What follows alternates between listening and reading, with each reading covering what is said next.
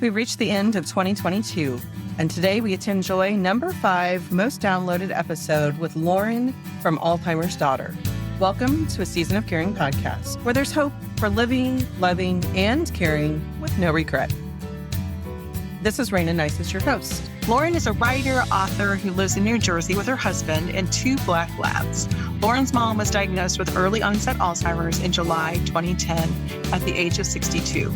Lauren was only 25 years old at the time. She quit her full-time job and became a caregiver for her mom at 28. Lauren started the Life, Love, and Alzheimer's blog and social media pages to document her journey and share her experience as a caregiver. She self-published her first book, Learning to Weather the Storm, A Story of Life, Love, and Alzheimer's in 2017, and her second book, When Only Love Remains, Surviving My Mom's Battle with Early Onset Alzheimer's in 2021. Lauren started offering online mentoring services for Alzheimer's daughters in 2021. She is also a contributor of Alzheimer'sDisease.net and a member of Alz Authors. Although her mother passed in April of 2020, it is Lauren's mission to help others on their Alzheimer's journey to share stories and lessons from her personal experience. In many ways, she feels that she is just getting started. Lauren, I'm so glad to have you here today. Thank you for joining us. Hi, thank you so much. I'm glad to be here. First of all, I'm really sorry for your loss. I know it's such a long journey and so difficult, and it can be such a hard adjustment to life without them here. But I know that the way that you were able to care for your mom and be a part of that team with your dad was such a blessing to her. So thank you for that, and for then taking this experience in life and turning around and offering it to others. Thank you. What was it like for you when your mom was diagnosed? So she was diagnosed at age 62, as you had said, and I was only 25 years old. So it was, a shock and just totally unexpected. Thinking at that age, that's something we would be dealing with. It's not something that I ever thought about or expected. And we didn't know anyone who had had the disease, and no one else in our family, no friends, nobody. So I didn't really know what to expect with the disease and the decline. And I also just felt very alone and isolated in my experience because I didn't know anybody that was going through it. The same month that my mom was diagnosed, I also got engaged to my now husband. So the first thing that I did without my mom was planning my wedding.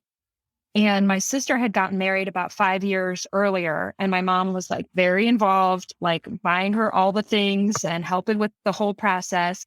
And she couldn't do that for me. She couldn't do that with me. And I tried to include her as much as I could with certain parts of the planning, but it was very difficult as her disease took hold pretty quickly. And she started to decline and lose a lot of those conversational abilities, and just the memory and her behavior was different. So I did my best, but needless to say, it was a very long, difficult first year of her disease. And I was just really trying to accept it so that I could deal with it and move forward with life and helping her in the journey. But initially, it was very difficult, very isolating, just very hard to accept, and didn't know what to expect. It sounds like it impacted her pretty significantly by the time she was diagnosed. Did you see some symptoms and warning signs maybe before she was diagnosed, now that you know, looking back? Yeah, I think we started to notice symptoms, maybe I would say about a year or so before she got the diagnosis, but nobody really put it to that, thinking that, this might be Alzheimer's. It wasn't a thought in our minds initially. Looking back now, I can see things 2 or 3 years before her diagnosis that I would now attribute to her Alzheimer's. But at the time, I didn't know it. She had short-term memory loss, just asking the same question or telling the same story over and over again. She would forget how to do things that she had done every day for as long as I could remember, just fixing her iced tea. She would always order an unsweetened iced tea, and she always put this sweetener and lemon in it. And she just forgot how to do that. She just would get the iced tea and didn't know what to do with it. And she also became very socially withdrawn, which for my mom would talk to a wall. She'd talk to a rock. She would talk to anything. And the cashier at the grocery store knew my sister and my life stories because she would just talk and tell everyone, and whether you wanted to hear it or not. And we really noticed that she was withdrawing from that, and she wasn't having these conversations. She wasn't being social. She wasn't her normal social butterfly self. And again, that wasn't something we would have ever attributed to her Alzheimer's. But later, realizing that, well, she was having memory problems and was probably feeling very self-conscious about forgetting what she was saying or forgetting words for things or just not knowing how to be a part of the conversation. So she became very withdrawn from that and would just sit quietly kind of on the sidelines, which she had never done before. We would notice that she wasn't participating in the conversations anymore. She also had visual problems, which again, I would have never attributed to Alzheimer's, but it was she couldn't see things in 3D. It was everything was just flat. Everything just blended in. If she would go to pick something up from the counter, she couldn't find it. She couldn't put her hand on it because everything just kind of blended in to her. And she would reach for things reaching past them or reaching next to them or reaching for the doorknob on the wrong side of the door, and just things that we thought were odd and strange and definitely different for my mom to be doing that, but we didn't attribute it to being Alzheimer's. The memory was probably the only thing that I attributed to this might be Alzheimer's. And so my sister and I pushed both my mom and dad, my sister and I started talking about it first, and oh, I noticed this too, and keeping track of things. And then we brought it to our parents' attention, and they were very resistant to dealing with it. They did not want to go to the doctor. My mom would say, I'm fine. I'm just getting older. This is normal. But I knew it wasn't. My sister knew it wasn't. Eventually, they did go to a doctor. Eventually, they did get a diagnosis.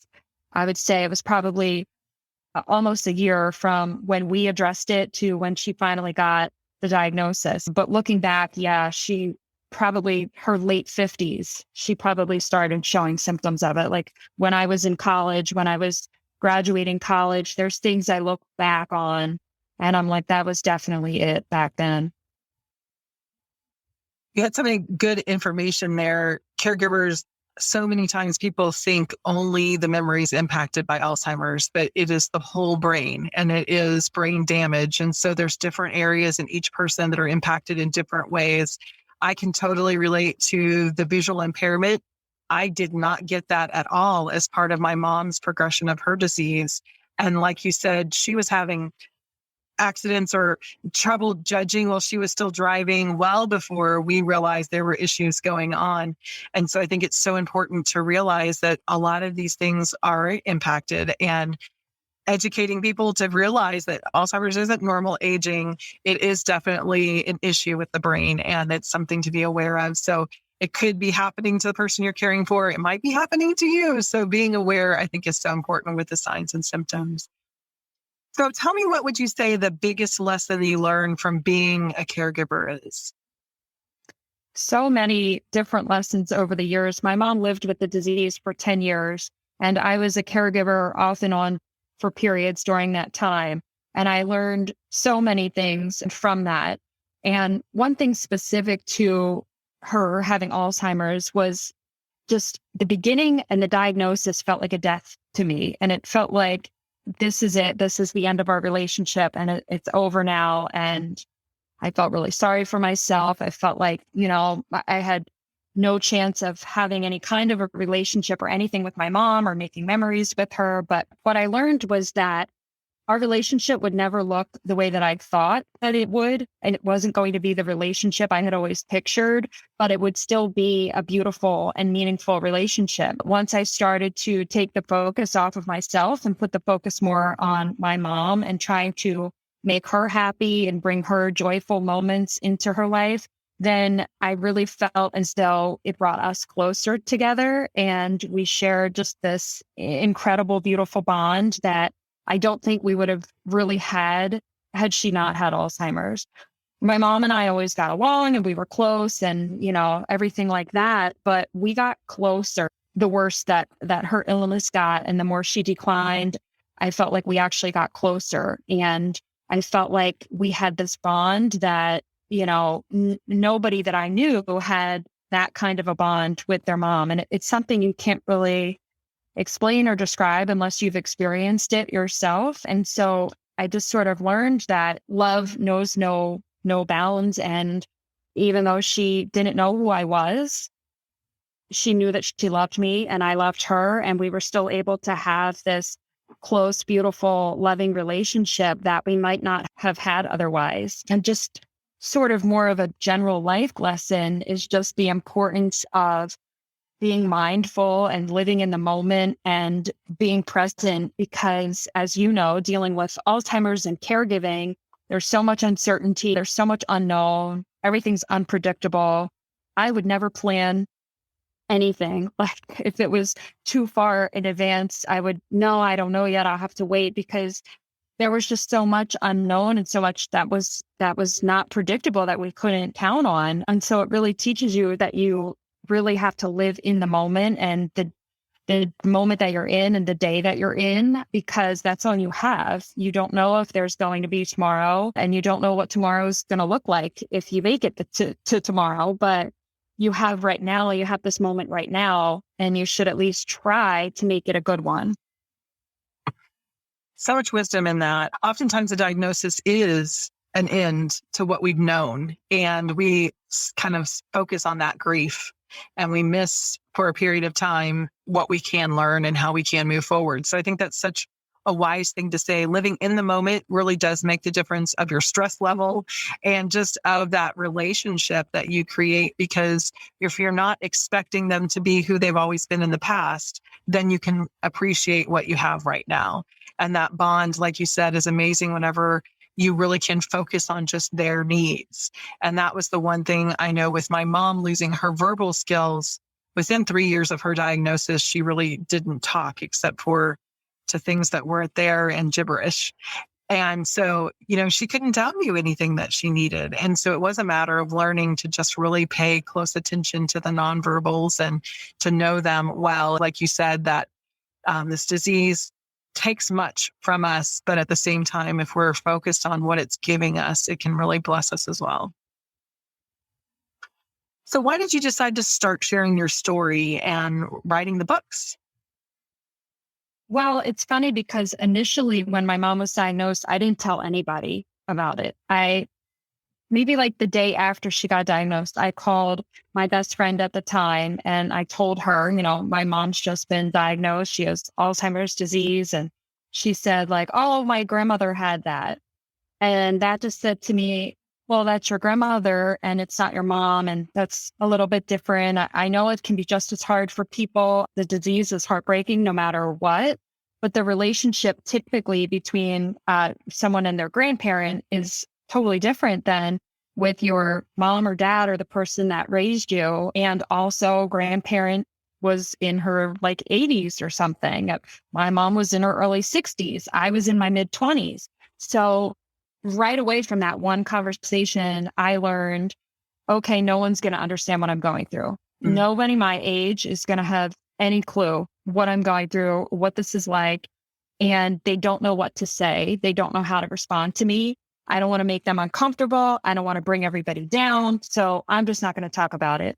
And I did not tell anybody after that conversation. Of course, my fiance at the time, he's now my husband. Of course, he knew. Of course, family knew. Some mutual friends, my sister had told them, but nobody knew in my life, my circle, my friends, my coworkers, nobody knew about it. And it tore me apart inside. Like that year of planning my wedding and not being able to talk about it and not being able to tell people, and just, it was eating me up inside. And I just remember the day of my wedding, finally pulling the wedding planner aside and being like, my mom has Alzheimer's, because she was starting to, act more different than she normally was. And I was embarrassed by it and I was ashamed by it. And I just started to feel this need to tell people what I was going through. And after keeping it inside for so long, I felt when I did pull that wedding planner aside to let her know, or when I did pull that coworker aside to let them know, I always felt better after having told someone.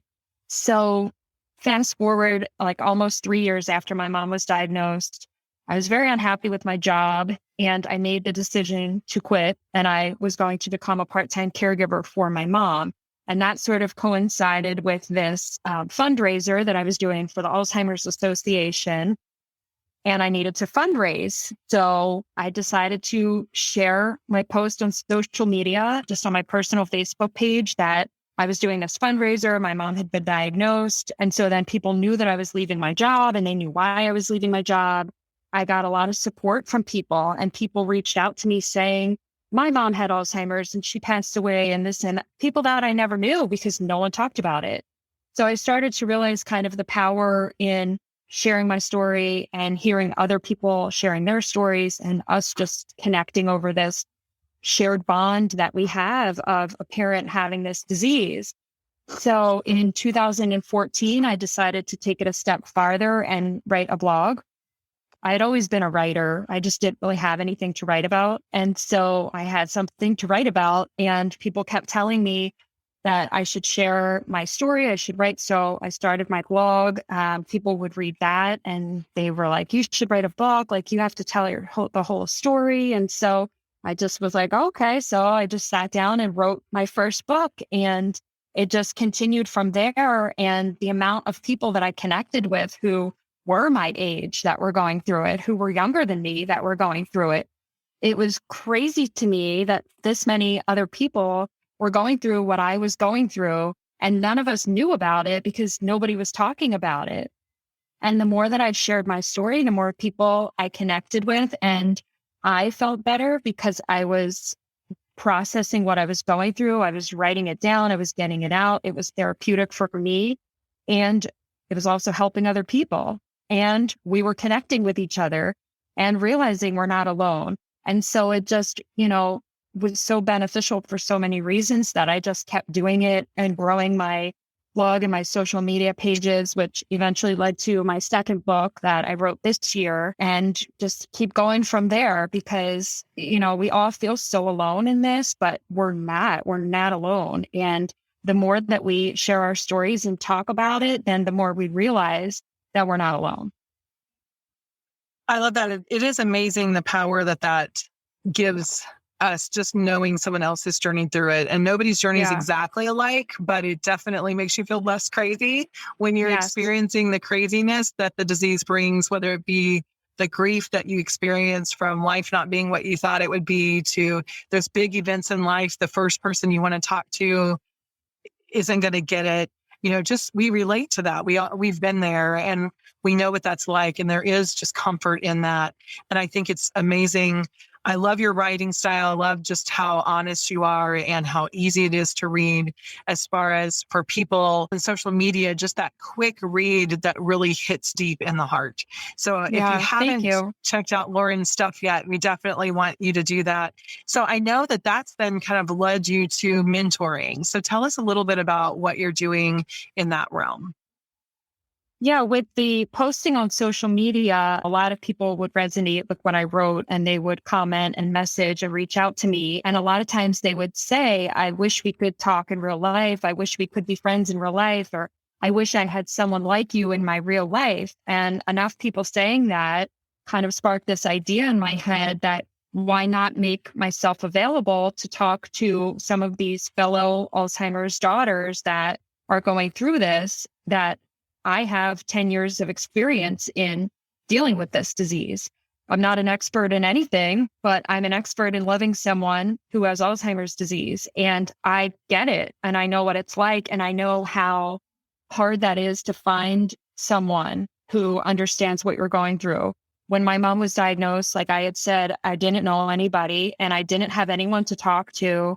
And it was incredibly isolating and incredibly difficult. And I would have loved to have someone to reach out to be able to, get on a call with them and just kind of vent and talk about how I was feeling. And so I just wanted to make that available to other women who, specifically younger women who have a parent that have been diagnosed with Alzheimer's. I don't know what it's like to be the spouse of someone who has the disease. I know my experience, which is being from the age of 25 to 35 years old. My mom had this disease and I was there for it all and I helped care for her. And I've pretty much been through it all. And so I have that expertise in that area to be able to comfort other people who are going through it and kind of talk to them about what I know now after it's been about 18 months since my mom passed. And I've done a lot of reflecting and processing, and I write about it for a living. So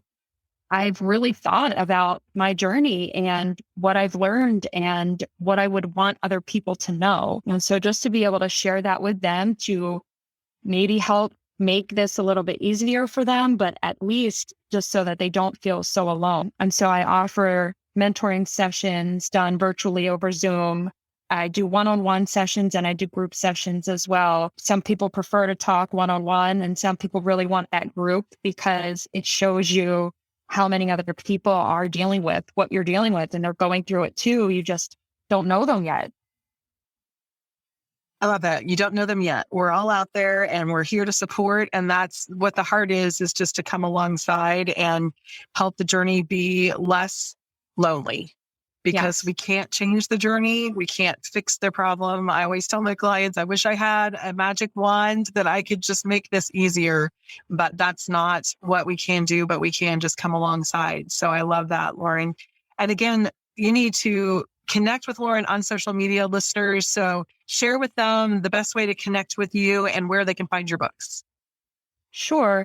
I'm on Facebook and Instagram at Life, Love, and Alzheimer's. My blog website where mentoring, all the information is lifeloveandalzheimers.com. And then both of my books are available on Amazon. And all that information is there on my website, on my social media. You can find all of that there. Well, thank you so much for taking your time today. And I really appreciate your just honest pouring out of your heart. I think it does make such a difference for those that are walking this and feeling alone, that connection that they're able to make with you. So listeners, I really encourage you to connect with Lauren and just be able to learn from her experience. Thanks again for being here. Thank you so much. Just a reminder, listeners, A Season of Caring podcast was created for the encouragement of family caregivers. If you have financial, legal, or medical questions, please consult your local professionals and take heart in your season of caring.